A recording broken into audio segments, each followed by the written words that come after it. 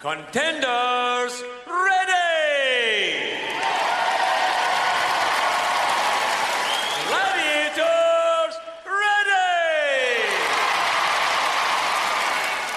3, 2, 1, the Gladiators! Hello and welcome to another edition of the Glad Pod in association with Gladiators TV with me, David Blackmore, and of course, the wonderful Jet. Thank you very much. I like the way you say the wonderful Jet. Wonderful. I'll take that. Different adjectives every week. The feedback and correspondence that we've had, the emails, the tweets, the Facebook posts, the Instagram posts has been fantastic. Please do keep it up. I just wanted to give a shout out to Daniel James, who emailed this week to say he had the privilege of meeting you, Diane, at Stoke-on-Trent last year. Oh. She was lovely. I don't have anything exciting to report other than how lovely she was and how engaging she was with my very shy son. Because I guess not everyone's... when you're meeting people, you're literally... they're walking up to you. You know nothing about them, do you? I would imagine, though, Daniel, it was kind of, go on, son, this is Jet. Really, this is Jet. This little boy's going, oh. And he's going, well, thank you, Daniel. Thank you very much for such a kind comment. Yeah, she was so sweet with everyone she met and really struck me as just a nice person, which I'm pleased to announce she is. This was one of my favourite ones as well that we had in. It's from Gemma Brown. Hi, Gemma. This podcast has reminded me of the time I was told that Jet was staying in the village that my friend lived in while she was recording her album in the studio there. I think we need to do a whole different bit on this. A lot of people are bringing this up. I was pretty shy as a teenager, but also a massive Gladiators fan. So I walked up to the house, knocked on the door, asking if Jet was there. I was told yes, but to come back that evening. I excitedly returned that evening with my school friend, and we were invited into the studio where we sat down and had a good old chat with Jet. I was so chuffed. It was an amazing experience, and she was so lovely. So was this recording, or was this the video? No, there was only one track we did the video for, and it's actually the track that I wrote. I Don't Know What You Want Me to Be. So classic, that one. And I do remember the girls coming in that evening. I was sort of holed up for I think a month at the wonderful Muff Murphin's studio. Yes, that's a name, everybody. He happened to be the composer of the Gladiator theme tune and an incredible jingles man, and had a really good eye, I think, for very commercial kind of pop type stuff. But I was really out of my comfort zone because Nigel Lithgow, our director, original producer of Gladiators, had said, you can sing. I said, I've been trained, but I wouldn't call it a voice at all. I like working in core, like backing vocals and chorus and harmonies and things. So I'm very musical, but I'm not. A singer is somebody who loves their tool and has a really pretty sound that they work on. The standard of singing today is ridiculous. And I listen back to that album and I'm so embarrassed. And I had to struggle through a few of the days because I'd not long broken up from my first partner, which is when I wrote that track about I Don't Know What You Want Me to Be was about that. But we're still good friends. So I remember, and I think the girls sort of loved going in a dark studio while the soundproofing and the musos are there. And I'm really, really grateful for such a great experience. I never thought in my life I'd record an album, and I'm sure many of you, if you heard it, would think, I wish you hadn't. Just stick to gladiating and psychotherapy. Did any of the songs chart? I don't know. I mean, I did go to a nightclub once with... which I didn't do a lot of, I must admit. I was out in Middlesbrough, which is where I was born, in the northeast of England, with my gorgeous friend Tony Foxton, many, many, many, many years ago, because I was up in a panto at MLT Middlesbrough Little Theatre. Hello, everybody. And Tony dragged me out to this really great club that was around at the time, and the DJ actually started playing one of my tracks, it was a little bit like one of Madonna's tracks. No, please don't put me in the same... I'm nowhere near, but it was Dance, Let the Music Groove or something, and it actually really worked. I'm like, is that mine? And it obviously that somebody had done a mix on it to make it really, really dancey, really clubby, and I thought, actually, it kind of works in a slightly drunken... hedonistic way. Well, were you there in Middlesbrough when you heard this mashup between, if you were, here's how you get in touch with us, thegladpod@gmail.com. We're also on Facebook, Twitter and Instagram, so please do keep sending us your stories. It's great to see all the different stories. And Gemma and Daniel, thank you very much. I think you're going to enjoy this week's episode. Thank you. 3, 2, 1... Welcome to Gladpod, and joining us today, I'm going to call you Suzie Cox, which is how I originally met you, but it's Suzie Roberts. It's former name, Suzie Roberts. Yes. Known better to us Glad fans and all Gladiator lovers across the world as Vogue. Welcome, and she does the arms. Every time you say that, I have to do it. You have to do it. Reaction. Like you doing a hair flick. Yeah, oh no, do you know, I only came back because whenever you got interviewed, you were all sweaty and my hair was stuck to your makeup. Yeah. And you have to just do that. Given it As a way of trying to get rid of it so you could actually keep it. Became a thing. Yeah. It's more famous than the show almost. Yeah, yes. Like, Gladiators and the jet hair flick. You always get asked as well on TV. You always get asked to do the hair flick as well. Ben Shepherd love it. I do. I can't wait quite what to say to that other than I now have an arthritic neck. And that's Like your fine. hair really short. I think I can't do it anymore. Can't do it anymore. Can't do it anymore. No. It's a delight to have you here today. Thanks for having me. Because it's not podcasts are nothing new to you because you're doing that sort of stuff now. But before we get into that, Okay. should we go right back now to the beginning? I can remember. Yes, go on then. When did you get the Glad call? Well, what were you doing? The Glad call. Yeah, it's literally like the bat. The bat symbol, whatever it is. Like a big G. It's your turn. Yeah. Diane knows part of the story because we were doing championship aerobics. Championship You have to do that as well when you do championship aerobics because everything's like really. That's right. I was asked to join yourself and Michelle, Yeah. who were the leading British trio. Actually, champions 4 times, so just slip that in there. Absolutely, they were brilliant. They were formidable. Championship aerobics became you could do solo pairs, trios, and it was such a big sport in the early 90s. And It's one of those weird ones that show on Eurosport and nowhere else. yeah. But it was I was really good. flattered. I was very flattered to be asked. Obviously, we were in competing teams, and we've got brilliant mutual friends with Helen and Michelle, who were like the team leaders, and they were like major rivals at the time. Those two, and we were sort of just in the background going, we'll just do jumps and splits and stuff. So we were competing, Dad was competing, and then. So we sort of knew each other through that, really. And then I think you got the Glad call, as she calls it, the Glad sign, asked to go and audition for the show. And then they were still looking for some other girls, and Diane kindly put my name forward. But at that particular time, I had just qualified to go to our first World Championships. So that's something I've been training for a couple of years. I'd actually seen American Gladiators on TV, and I was like, what is that? I do not look like those people. They were proper hardcore bodybuilder. Yeah, girls were I come from gymnastics and dancey, spangly sports. I wasn't a bodybuilder. Yeah, but I was like, I don't look like that. I was quite offended, really. But you say that, but like Jet, you both started gymnastics young, but then you also had that added bit of doing the additional sports, so like the 100 meters. So you're already learning to sort of do different sports, and so were you already not on that path to being a gladiator anyway? Do you know what? Well, I always knew probably deep down because I'd done sport from birth virtually. My mum basically was swimming me out because I was a really hyper child. And I'm paying for it now because I also have a hyper husband and 2 hyper children. So, it's like, what do we expect in our house? But so I obviously naturally loved it and took to it and really enjoyed doing loads of sports when I was younger.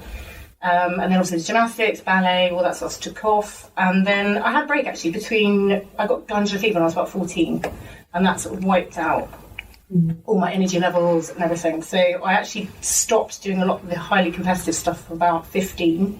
So I just couldn't get back to the same level. Really wiped out. And then between the ages of 16 and 18, I had a break from sport. You look dubious. Like teenagers. Yes, I was going to say. Yeah. But that was great. That was a really good thing to do, and I encourage people not necessarily to go out clubbing, but be teenagers when not they pass can be. labels because you're too busy clubbing. But the trouble is, so many people go on that path and don't come back to sport. Exactly. So what was great for me is I took almost got it all out of my system, because I've done really highly competitive sport to that point, and you do have to give up a lot of other stuff to do that and time. And then having that sort of blast between sort of 16 and 18, I then sort of got all that out of my system, and then I was ready to go back into sort of being more disciplined and training and I wasn't going out and getting a little drunk. I mean, my friends will verify this. Literally, probably I'd be the driver, or we were there till I'm going at 4. I'd literally go and have a little sleep somewhere, and come back and pick them up. So that's sort of, I wasn't like going crazy, but it was great to get it out of your system, and then you go back into more disciplined. And I was ready then, and that's how I sort of, again, per chance, came across doing a course when I was retaking my A-levels. Which was really hard. I met Michelle, who was the competitive aerobics sort of person. We were doing a course which qualified us to teach. In my head, I thought that'd be quite good when I go to uni.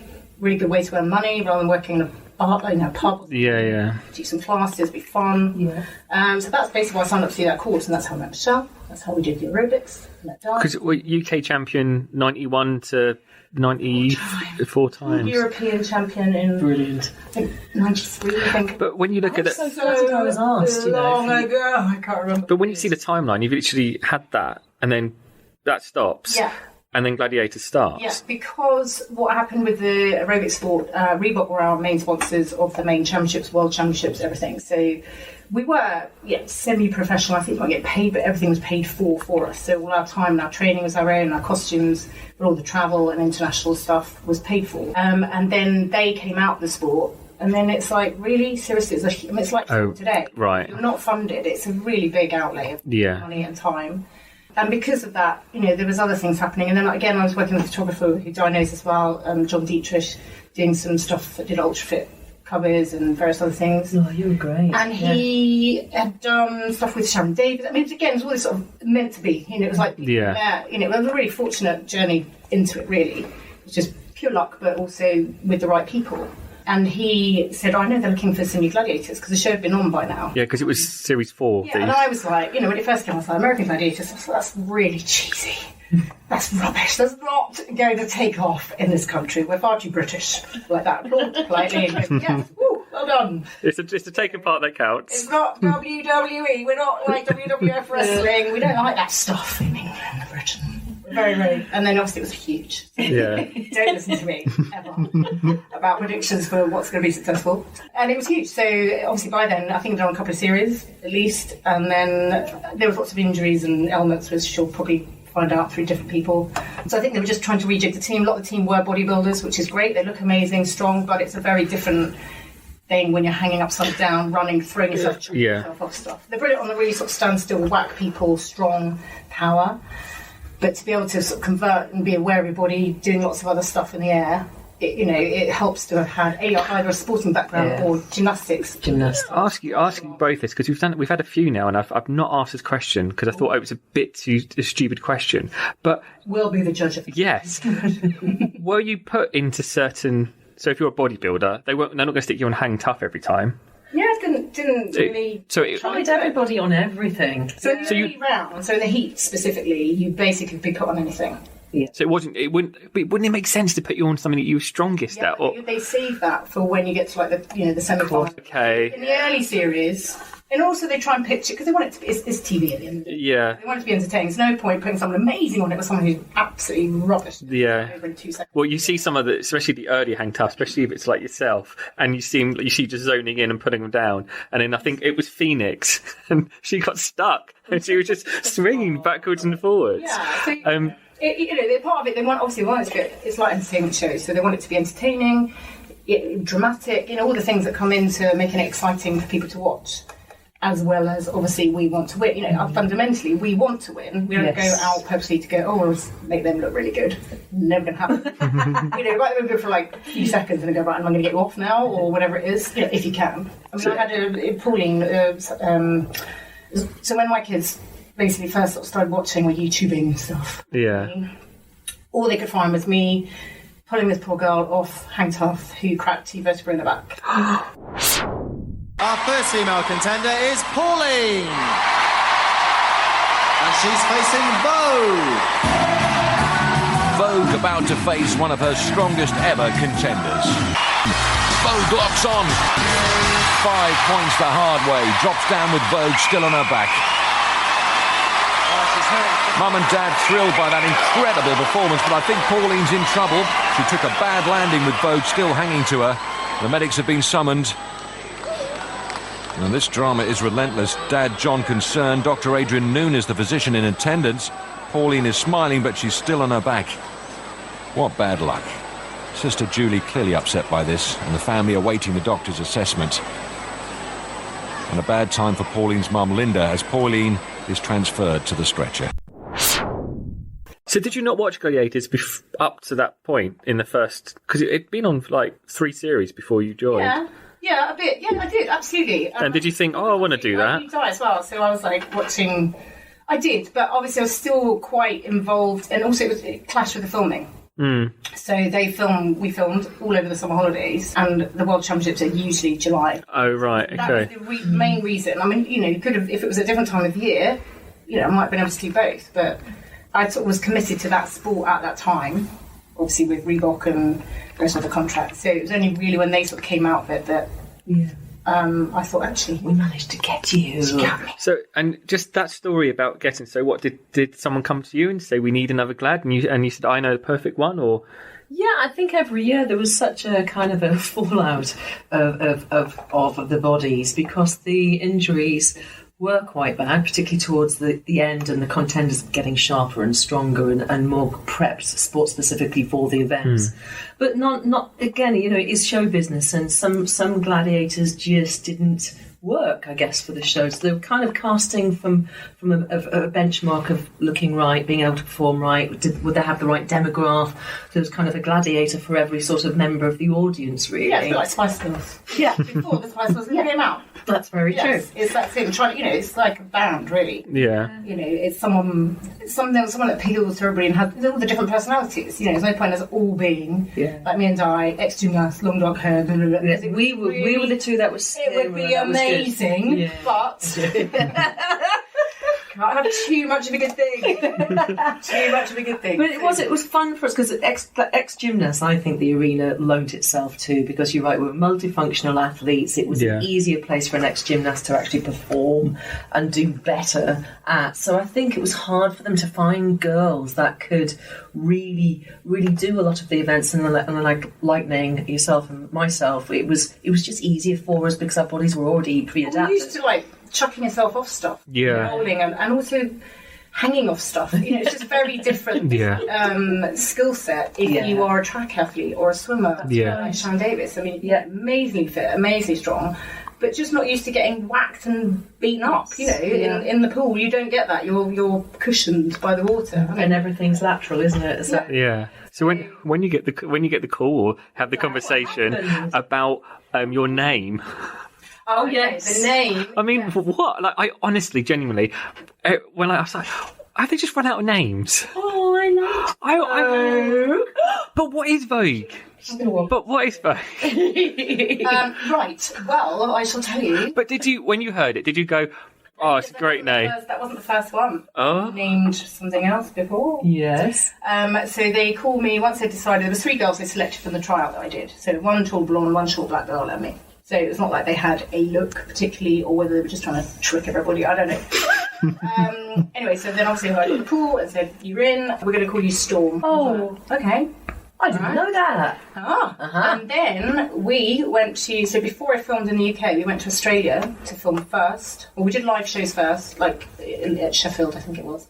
And then they took us the team to Australia to film a series there, and there was only one came back to the UK. So because I was going to Australia, they already had a gladiator called Storm. So they said, oh, you can't be Storm because Australia's got Storm.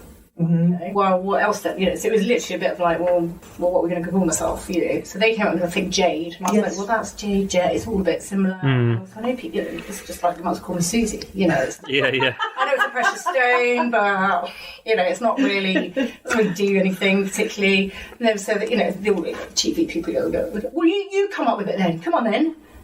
Kenny Warwick, love Kenny, or Nigel, and I was like, okay, well, actually, I quite wanted to be a baddie, not because of Wolf, but I'm quite, I just talked about Pam tantrums and stuff. But But it didn't work back. Now it would work on TV, but back then in the 90s, people, girls would not to be bitchy and horrible and mean and. Vogue, our cover girl Gladiator. This Vogue is all the rage with the fans. She's quickly established herself as a firm favourite.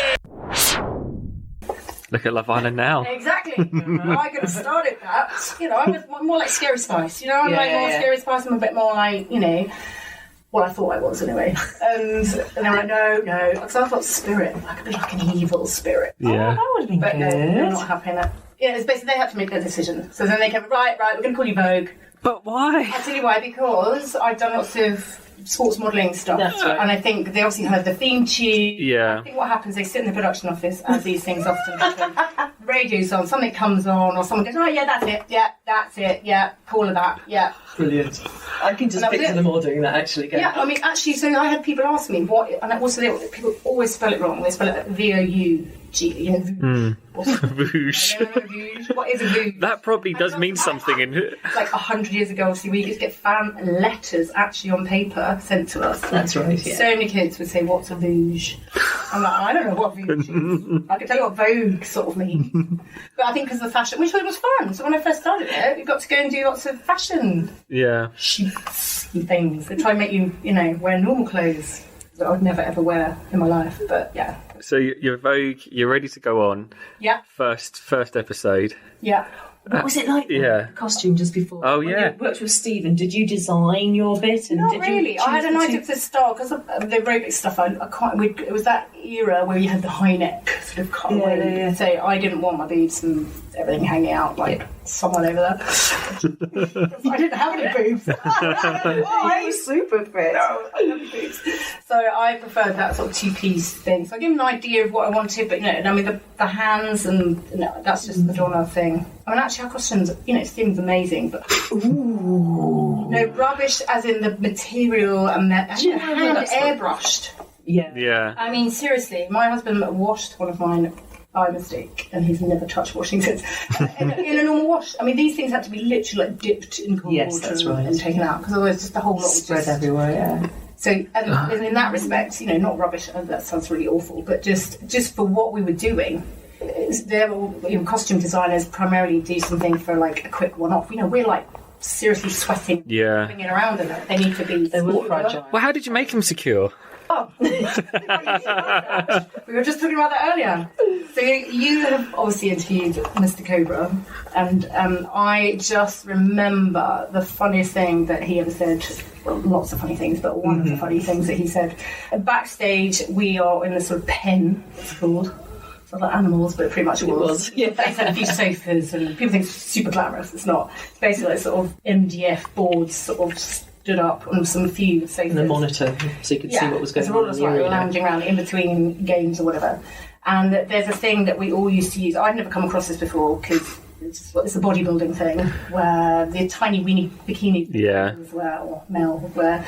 They have like this. It's called a bum stick. So it's basically like a little deodorant roll-on thing, but it's like skin glue. Yeah.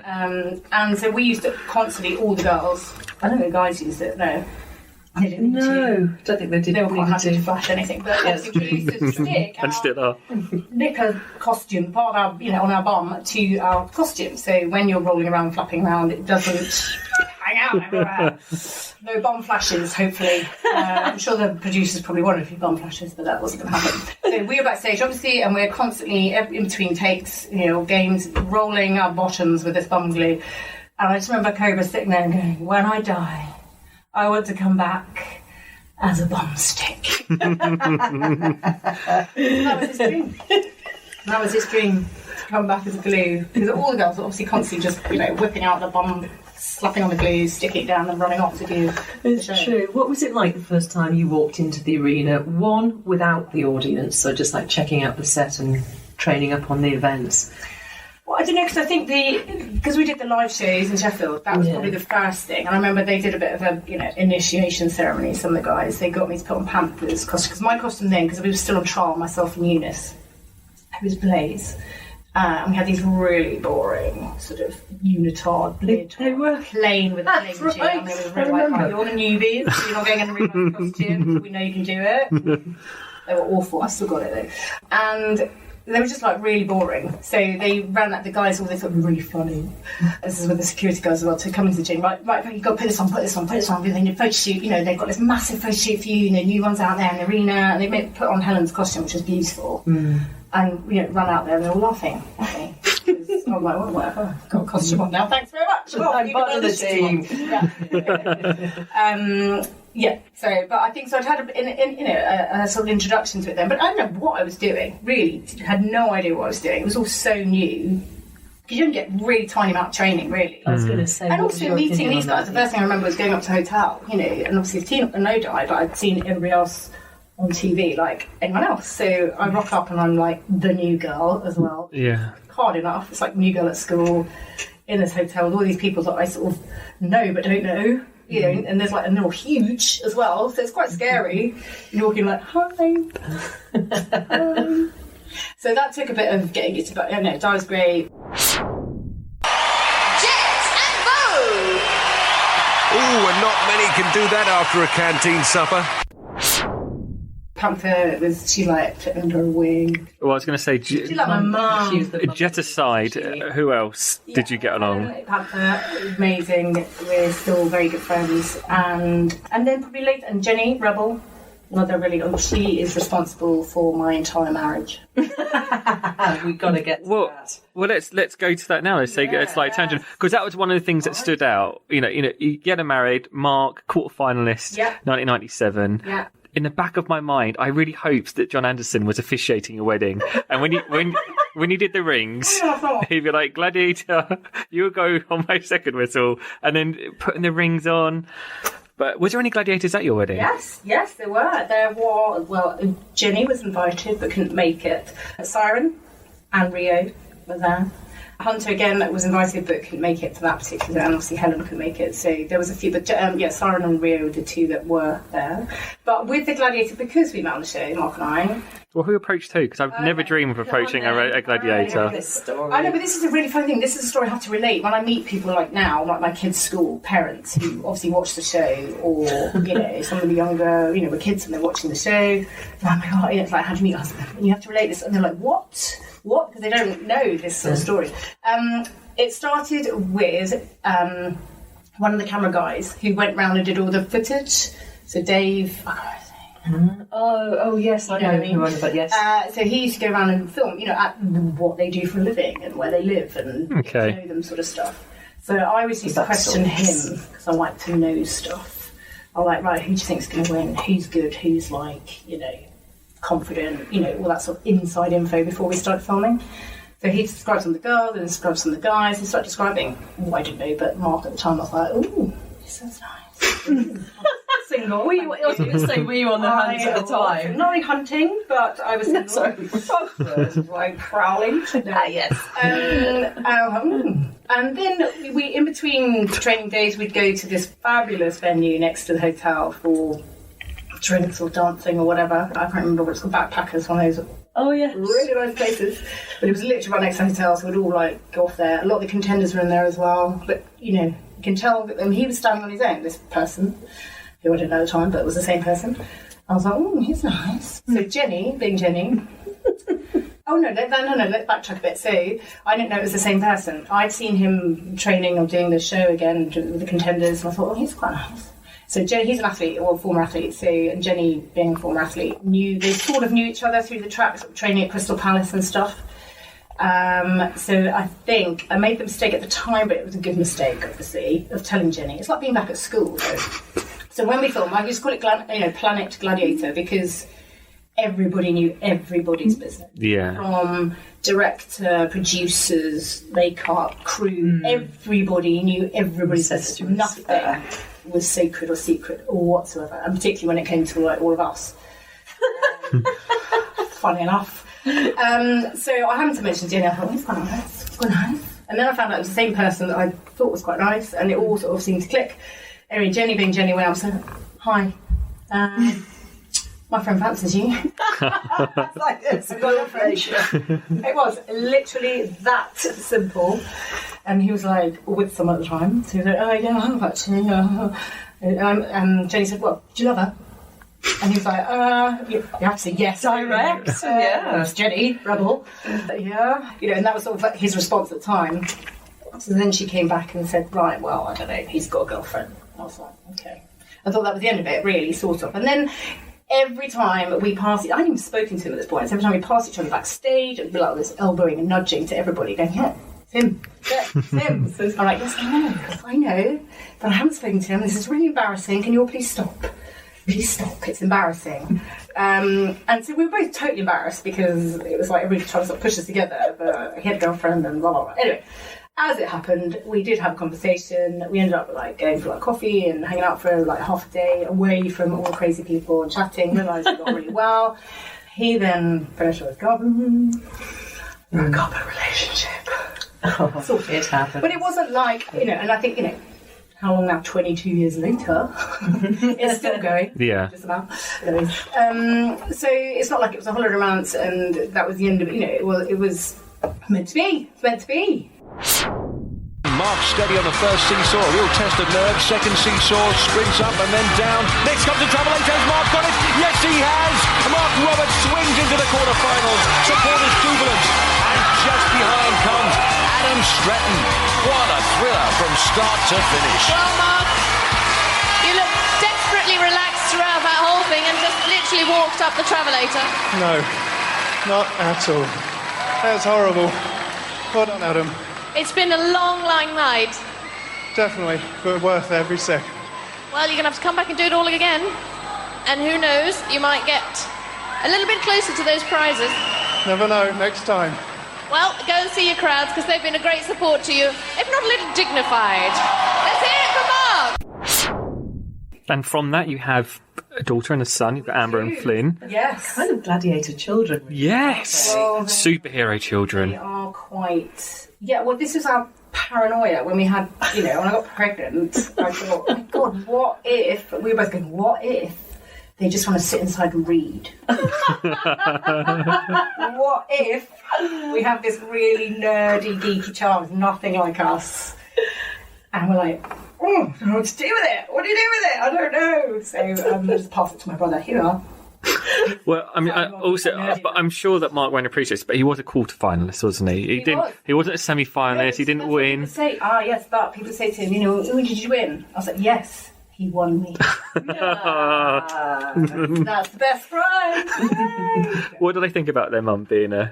I think they're quite proud of it now, especially they're a bit older. When they were younger, obviously they didn't really know what it was about. Because all the legend shows. Yeah. And they were very tiny. I think Flynn was literally about 6 months old or something. I mean, when I actually went and did some filming. Whereas normally, obviously, on the show, you'd be like, yes, I want everything, abs, everything, out. And when they rang me up for the costume for the Legends one, I was like, do you do a full spank?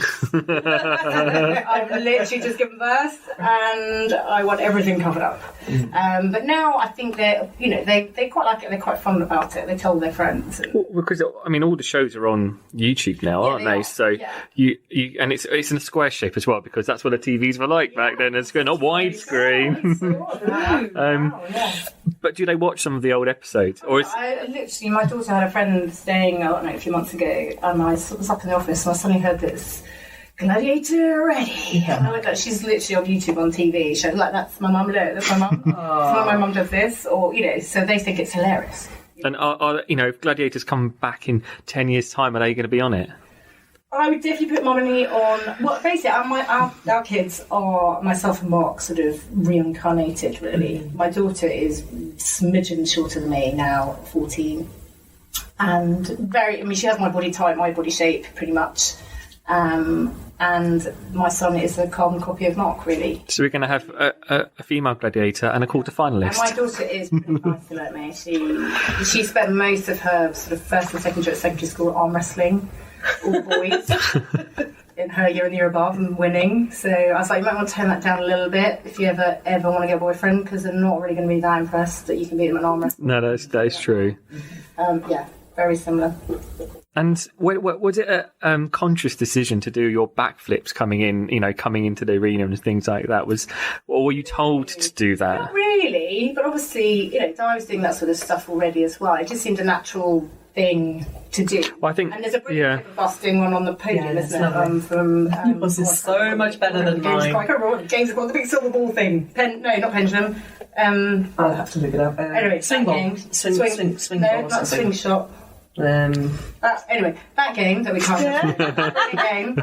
I love that game. I had a show once where I had Danger Zone and that game with the big demolition ball. Demolition Got ball. It. of course, Demolition Ball. And I was like, how brilliant is this? That's a great show. In Just other words, warm up. that's a show There we are. that you know Done. you're not going to get scraped Yeah. right on a gurney. Like early Nerf gun balls. Yeah. It's like my kids never take me on a Nerf gun. And then that ball just fell and swing a great big ball at someone. Good show. I mean, fantastic. Easy, lovely. Were they your favourite Not events? necessarily Hang Tough? games. Hang Tough, probably. Well, Vogue would have been getting training tips and advice for this event from our expert colleagues Jet and Lightning, but even without the tips, as ex-European aerobics champion, I think she will do well anyway. Certainly looks very comfortable up there, nothing vague about Vogue. And Janet looks in desperate trouble, one-armed, one-ringed and nowhere to run, and it's a simple formality as Vogue closes in with the scissors. Cuts her down to size. Vogue claims her first contender sculpt. I did like Powerball, even though it was pretty full on. Yeah, everyone that we speak to says the same. It was fun. I think you just got that massive adrenaline buzz. Yeah. That, especially if you're, I don't know. Especially And it was one of the only ones we could really play as a team that was remotely tactical. Yeah. Mandy reloads. Vogue. Don't just stand there, let's go to it, bring it down, there's nothing to it. Powerball is a rough game, and that was certainly one of the roughest games that I've played in, and I thought it was fantastic. Vogue, tell me, what is actually your position and what is your job in the team? My job is running the centre, which means I go and back up both girls at either end when they need the backup and help, especially if the contenders are really, really racing around. It's sometimes easier if you have 2-on-1, so... So you're the boss, in other words? Yeah. Yeah. I mean, I loved Gauntlet as a team. Just that whole, 5 of us. Can you imagine doing it as a contender, though? 5 against 1. I mean, seriously. It's not fair. However, that's the rules of the Gladiators. So tough. But yeah, it was brilliant to come out with, otherwise you're on your own. Yeah. I mean, my very first show that I filmed, I remember, at Birmingham, was Poleaxe. First show. I mean, seriously, Poleaxe. So we've done it in training. Stupidly, me going, yeah, woo, yes, it's really fun, jump off here, onto an airbag, yay, showing off. And I looked at the schedule, because I do this, I was sort of tactical things. I'm like, right, so 4 shows, so there's like so-and-so, really good at it. So the best one of those 3 probably gets to do it in the final, whenever the show was on the schedule. Not going to be me. First show, night before, under the door, Poleaxe. I was like, oh my God, bringing Helen Patton and going, oh, Poleaxe, oh, Poleaxe. Vogue, well done. You were pretty quick up there. It's the first time I actually performed that event in the show, so I'm really pleased to have beaten them both times. Yeah, congratulations. Let's hear it for Vogue. That's what would happen the night before. We normally do 2 days on filming, so that's 4 shows back to back, pretty much, with a day to 2 days off. But the only way we'd know what we'd be doing on the show the next day was this little A4 would be slipped. And your hotel door. And it would make that noise, and you'd just sort of stand in the darkness of your room if you were asleep or whatever, and just go, oh no, there is my life on that paper for the next 24 hours. You're like, all right, whatever. But Poleaxe was pretty scary. Was that the toughest for you, the hardest? It was just scary. So it was like, for me, life or death. There was it was proper Gladiators, really, because it was literally like being thrown to the lions. So if you didn't get to the top first, you just fell. I got excited and I loved jumping off it, but I hadn't actually fallen off it. So it's very different in control and out of control. Yes. So I was like, and you did it twice back then, we had to do both contenders, one person against the 2 contenders. I was like, right, well, I just have to get there first. That's it. So it was. I watched the clip of it the other day, and I was literally just like, I was being chased by lions or something. I was like, I'm getting there first. Bang. I started to jump off. That was the thing. So and at least with that jump off, you can control it, because there were some really bad accidents. But I got to the top, and we had specialist riggers. So you have all the normal riggers are pushing the crash mats and all the stuff on the ground, but then you have the specialist guys who are doing all the stuff up high. And I remember getting to the top, standing up there and being spoken to, going, hi, Suzie. I'm like, what? Literally, we're like 45, 50 foot up in the air. And it was Nippy, one of the guys who used to do all the specialist rigging. Yeah. And so it was great, because I then went, okay, okay, I can do this. Because I hadn't actually gone to the top in practice. I'd only got about halfway up. Right. I'm like, just a long way down. But then you do it again. But by then you're already fired up. You're ready. It's about 30 foot, wasn't it? And they said you have to keep your body tight as you land on the airbed because it folds around you. Yeah. And you're actually, because of the height of it, you're actually airborne 1,000, 2, 1,003. I mean, you actually hit it about 4 seconds. It's that high. And you know, in the air, your body rotates and does things. So to have the controlled fall was the difference between, walking off the airbed and being scraped also, off because it. you fall, you know, you literally, the things just jut in and you just fall. There's nothing to hold on to. Nothing. So I was like, there's no way I'm falling. I am jumping. And that's that. So, yeah. What was the toughest thing about being a gladiator for you? Do you know what? At the time, you don't really think about it. Well, I didn't anyway. You know, I was 23. It was literally the best job in the world, but you don't quite realise it's the best job in the world at the time, really. You're just in the moment and doing it. And I think the hardest bit was obviously, you know, by the end of the series, you're really sort of tired and broken and you don't see daylight and, you know, it's right in the middle of the summer, but it's, you know, you're in pitch black pretty much 12, 14 hours a day. You know, which sounds really hard life, really. But, you know, it's quite a long period of time and physically, and again, the adrenaline kicks in. It's on the days off that you wake up and you go, oh, literally my neck, or this hurts. By the end of it, you're getting a bit more battered. So I think that's the toughest bit. But I mean, the best bit was just, you know, getting to travel the world. We went to Mauritius. We did. Did a fabulous photo shoot with Panther as well, which was like the best girls' holiday ever because we had a stylist who looked like George Michael. Yeah. And he was as camp as George Michael. And, you know, amazing photographer. Weirdly, the photographer's assistant I'd gone to school with. Weird. And that was just pretty fun. I had like one whole hotel room in this gorgeous, gorgeous place in Mauritius that was just all like fabulous clothes and wigs and hair and makeup. I was like, who would not love this? I would love that right now. Got paid for We were it. ready to go and do it. I was just like, and then, you know, so that was really fun, all that sort of stuff. And travel and just being in the arena, I think, and just being involved in such an iconic, now looking back, you know, it's such an iconic, amazing show. I think when the show first finished, it was a little bit like, I used to be a gladiator. Pun? What? I used to be When I was heavily pregnant, one of my friends took great pleasure in telling people I was a gladiator. And people just look at you like, really? Like, what? That's a bit unfair. I was enormous. I do find myself saying when I gladiated. It's like, you know, when I was a teacher, it's like when I taught. What did you make of when the new show? Did you hear rumours of Sky kind of doing a new version of Glads? What went Not on really. for you? I think the first thing was I think Hunter or someone else involved or who'd been involved early on or been approached early on, I think, to do it. I mean, I thought, because I think enough time had passed and I thought, actually, great, you know, it was such an amazing thing.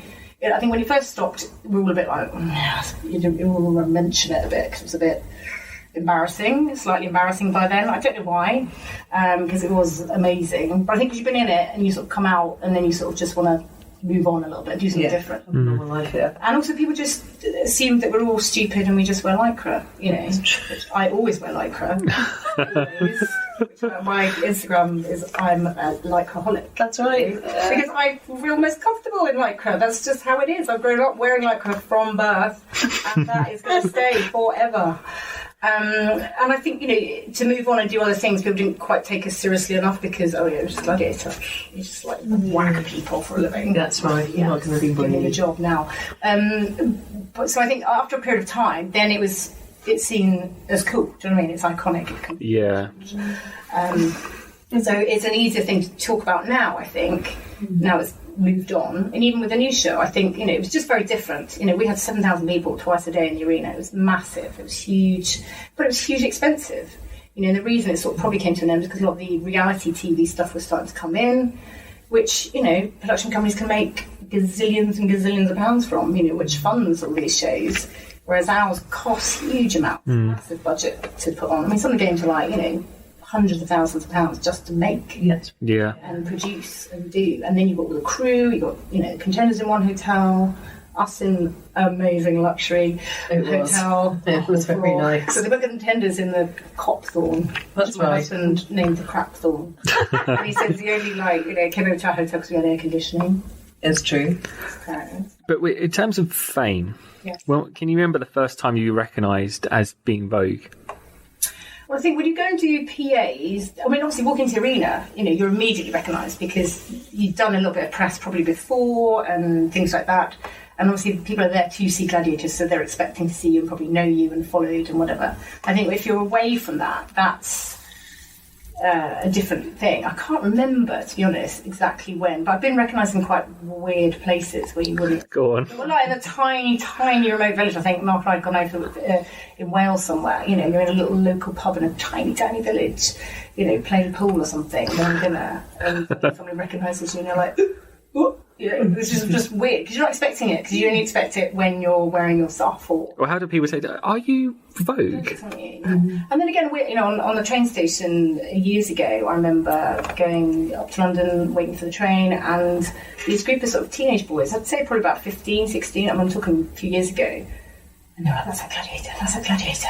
And I was thinking, wait, well, how do you know? And I was thinking they were probably like 5 or 3. Yeah. Talking 10 more years ago, pre-kids for me, 15 years ago. So they would have been, they're now 30. Yeah.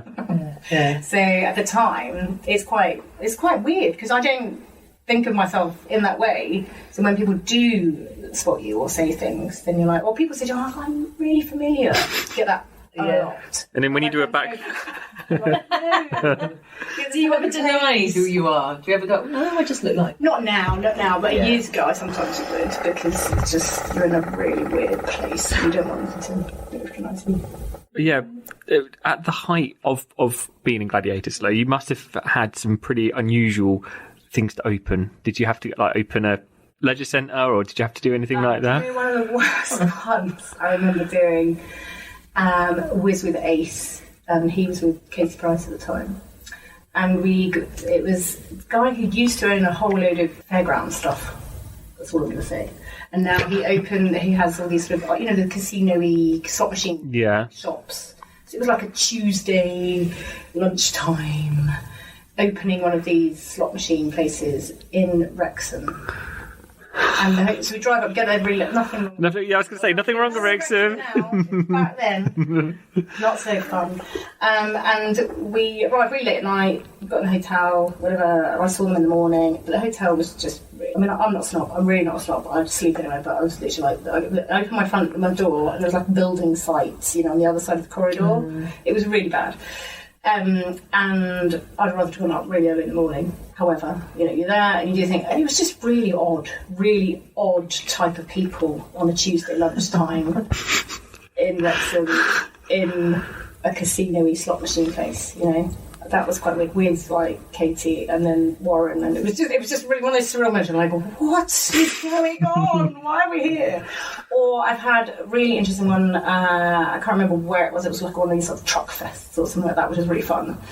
And I remember something. You'd always come up and sign names like, can you sign this for my daughter or son or whatever they claim, but it's usually for themselves.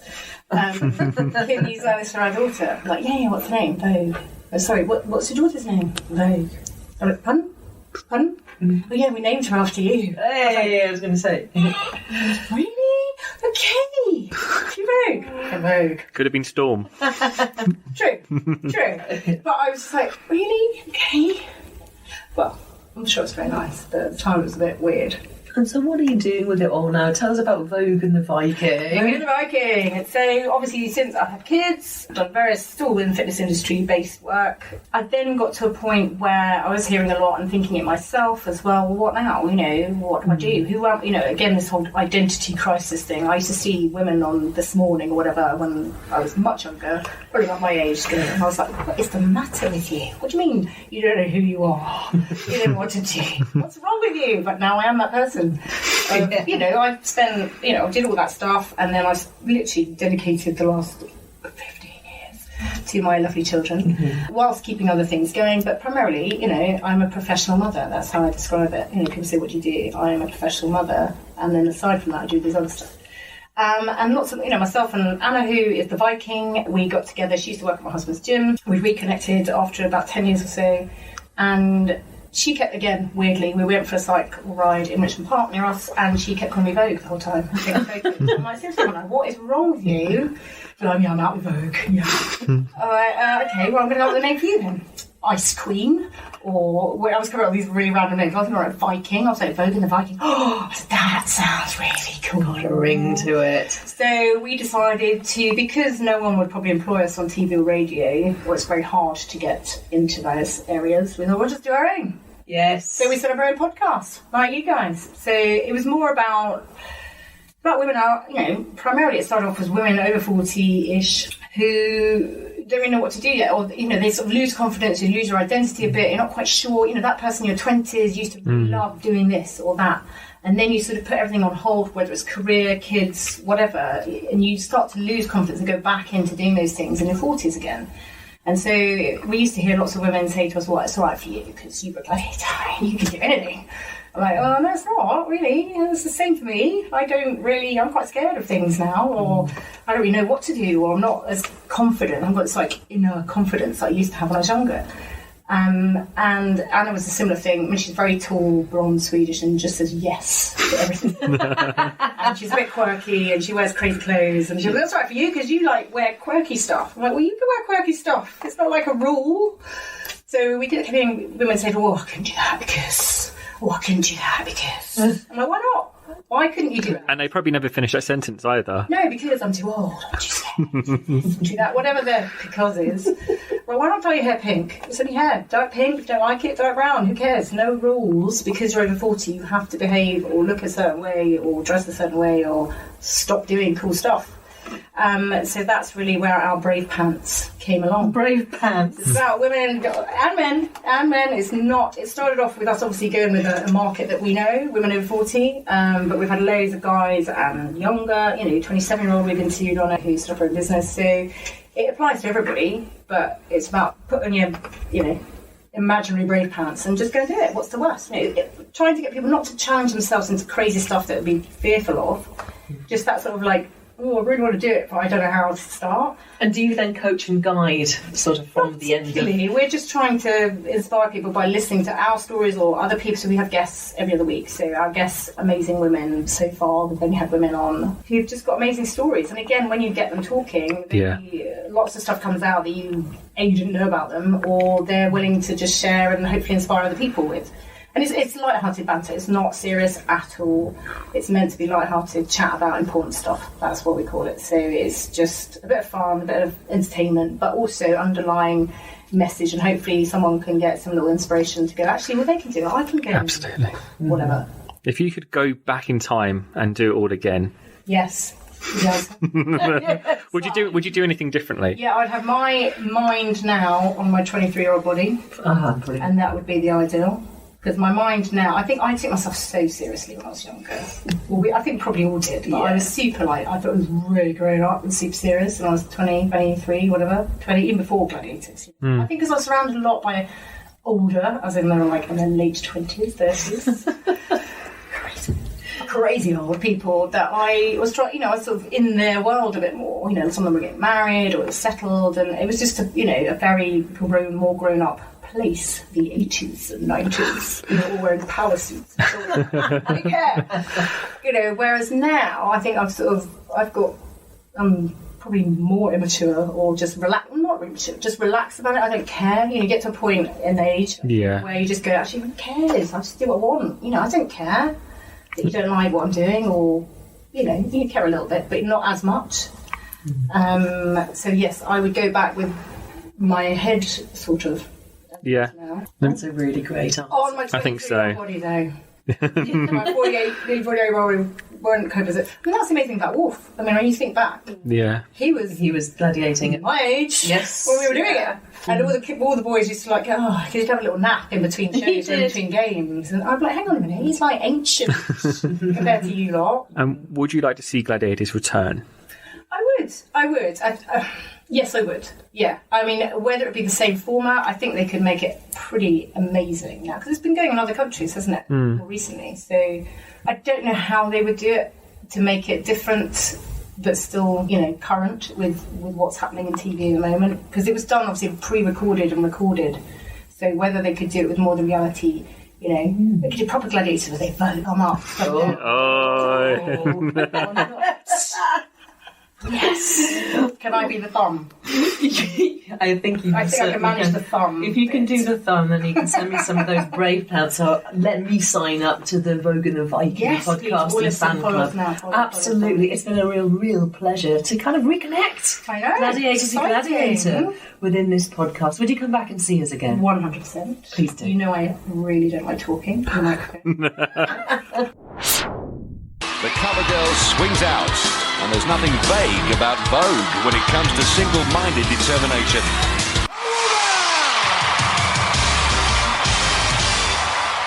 I so enjoyed meeting Vogue again.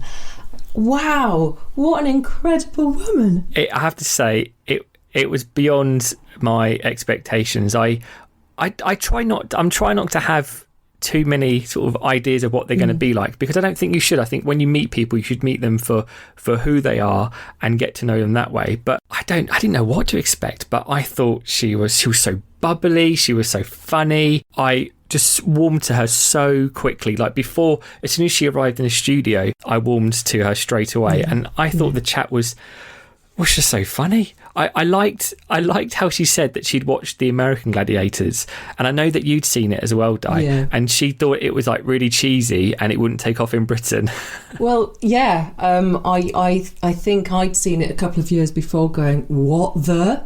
In the middle of the night, just because there was the rumour, and I'd been contacted by the producers, and I thought, well, I gotta see what this show is. I'm really not fully across it.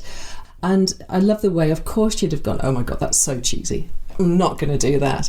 However, she is a natural born athlete. She's a beautiful athlete. I'd met her years before, of course. I think we mentioned this within the championship aerobic arena, and I was put into a team with her, and I was really flattered because we had a similar physicality. Although I must say, I love Suzie's body and her physicality. When she came into the arena as Vogue, I was just like, oh my God, she is just so powerful and graceful at the same time. She is Vogue. She's like something from a magazine with that beautiful glow. And even to this day, she is so comfortable in herself and her body, and that wit and that humour and the story she can tell. I just was blown away. I can't say much more than that at this moment. But the whole wonderful thing is, of course, she's pure Gladiator family, isn't she? Oh, yeah, absolutely. And I like the fact that she mentioned her kids watching her in action on YouTube and showing off to their friends, saying, this is my mum, this is my mum from like ages ago, like wait, it was so long ago. But, I mean, they are Gladiator babies though, with Mark. Well, of course, with Mark, we should definitely get the pair of them on a show together, just because I know obviously Suzie just mentioned how they came about and how they met, but I'd like to hear it from his side as well. Yeah, exactly. And I think they would come across together quite well. Yeah, do you know what was really bizarre though, is that during the time that they got together, I'd left, so I wasn't kind of aware of what was going on. So to now hear that story and know that there are true Gladiator babies out there and they're proud of their parents, and I must admit, it must be some interesting conversations over their dinner table to this day. Yeah, and we should also see, if we do the chat with them, if the kids came along as well, kind of like so they could just wait out in the wings and we could kind of just like wheel them in at one bit and be like, so what does it feel like to have two very cool parents? And they'd be like, my mum and dad aren't cool. Yeah, I know. Well, yes, we don't know what those kids will say, but I do know on Instagram occasionally, whenever I go, I'm fortunate enough to go on a holiday, I'm so happy I have to invert myself and do a holiday handstand, an HH I call it. And Suzie kind of started going, well, I think I'll do that too. And anyone that she did and that she does it with her daughter. And they are almost identical in body shape, perfect, beautiful, pointed feet. So it's the holiday handstand crew. So yeah, I think they have an amazing relationship, but really great to find out what that is like if we can get them in the studio and get a podcast with them all. And I think the 2 points that I really liked, one, from the chat. One that is quite serious to a degree, and one of them was quite funny. The more serious one, actually, which I don't think I truly realised till we started this journey, was that there is a gladiator for every sort of member of the audience. Like, people will warm naturally to somebody over somebody else, and I think Suzie has a huge number of fans as well, because when you watch some of the old clips, she was a crowd pleaser. Absolutely. And again, I think a little bit because the gymnastic ability, so there was extra thrills and spills and flick-flacks and all sorts of other bits in there, which I think people kind of liked. And all those little girls and boys growing up going, oh, she just did a flick-flack. Like that, I'm training to do that at gym each night. So there was lots of bits of commonality in it. And it was a great comment when she said this. It was demographically, nice, lovely, long word for a podcast. There was somebody for everybody, and I think for me that was part of the big appeal of the show.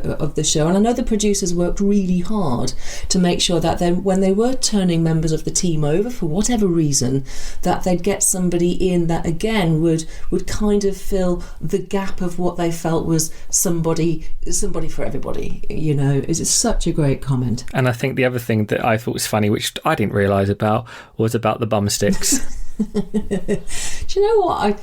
I think Lightning and Suzie, I think they used them more than some of us. Obviously they had the most beautiful skin, and probably things slipped a little bit more on them. I wasn't fully aware that I used I think because my cousin was so tiny, not by intentional design, but when I look back I was going, what was I thinking? But yeah, the bum stick. I could imagine I could imagine her face. In fact, I can probably remember backstage at the arena the sort of face she would pull with, ugh, this really what? But it was a necessity for some, absolutely. And Cobra's comments that he would love to come back in another life as a bum stick. Absolutely. Yeah, and I can definitely see him doing that. The other thing that I thought was really interesting is how she spoke about being 23 and Gladiators being the best job in the world, but without realising it at that time. Were you the same? A little bit, yes. It was quite a profound statement, I found, because I after I left, I had my accident and I wanted to distance myself from it, but like her, now I can look back and go, it was the best job in the world. But I could see during the time in the arena there were people like herself and Lightning on the female side that would just Gladiator through and through, like Hunter. You know, there were some people that were just born out in Shadow as well. For the brief time he was with us, you would literally cut them open like a stick of rock, and what was the top at the bottom, it would just be Gladiator right through their core. There was a fixedness, a force that was formidable, and Vogue, Suzie, was very definitely one of them. And I think that came across really well, and I think she almost get the feeling that if she could, and it was still about, I think she probably would consider herself that she would still love to do it. And I think it's all of those things, isn't it, on reflection. You know, you're young, you don't realise it, that, you know, those 2-3 years, obviously it is a long time at the time, but actually when you get to, you know, 30 years on, you know, those 2 years would seem just like they just flew by, really. Absolutely. You know, you're right. I couldn't, because I don't bounce when I fall anymore. It's just a bit more brittle, I'm afraid. But I think she would be one of the ones to go, yeah, show me my lycra. I'm out there again. She has that real hockey mum kind of, I'm still an athlete, and she'll be that till the day whenever, you know, through and through. She'd be one of the first queuing up for her new piece of lycra. And did you feel like you two had a close affinity because you both came from that gymnastics background? No, we were quite distant. I felt when we actually did the show, and because obviously people were going, oh, she's going to be the new Jet, and I'm like, well, she can be. I'm here for as long as I can be, and we're both a bit different because I admired her so much because, as I've just mentioned, she had that ferocity, she had that focus. Whereas I, on the other hand, I was shaking in my boots, in my Reeboks, throughout every single series, every single show that we shot, and every single event that we did. I would be shaking from head to foot. And so, unfortunately, I was almost on the other side, but looking in awe and admiration and a little bit of jealousy at just how gladiatorial naturally she walked onto the set and could be. And for you guys listening, what are your memories of Vogue? Send them to us on email, which is thegladpod@gmail.com. If they want to send us a message on social media, where do they need to go? They can go on Twitter, Facebook and Instagram, and they'll all find us on The Glad Pod. And it's another week, episode 4 now of The Glad Pod, and for yet another week we will leave you with these very wise words from John Sachs. Good competition, good spirit, great sportsmanship as both contenders show mutual respect. Join us again next week for the ultimate challenge, the might of...